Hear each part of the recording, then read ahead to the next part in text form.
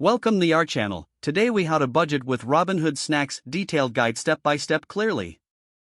To get started with budgeting using Robinhood Snacks, first, open the Robinhood app on your device. Create an account or log in if you already have one. Once logged in, navigate to the Snacks section within the app. Take a moment to explore the daily financial news and insights provided. Identify the topics that are most relevant to your budget and financial goals. Next, choose the budgeting tools that Robinhood offers. Click on the Cash Management feature to access your spending and saving options. Set up your cash management account if you haven't done so already.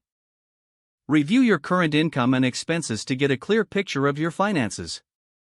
Use the insights from Robinhood Snacks to inform your budgeting decisions. Look for trends in your spending habits as you read through the news summaries. Consider how market changes may impact your financial situation. Create categories for your budget based on your findings. Allocate specific amounts to each category, guided by the insights you've gained. Monitor your spending closely and compare it to your budgeted amounts. Adjust your budget categories as needed based on the changing information from Robinhood Snacks. Make it a habit to check the Snacks section regularly for ongoing financial news. Reassess your budget monthly to ensure it aligns with your financial goals. Set specific financial goals that you want to achieve within the budget framework. Utilize features like notifications to stay updated on financial news. Implement any necessary changes to your budget based on new insights.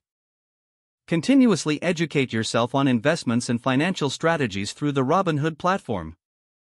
Stay disciplined and committed to sticking to your budget over time.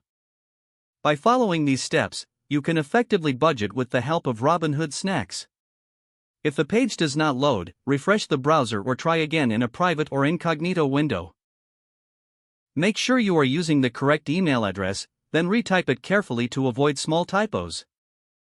If your password is not accepted, use the reset option and create a new strong password you can remember.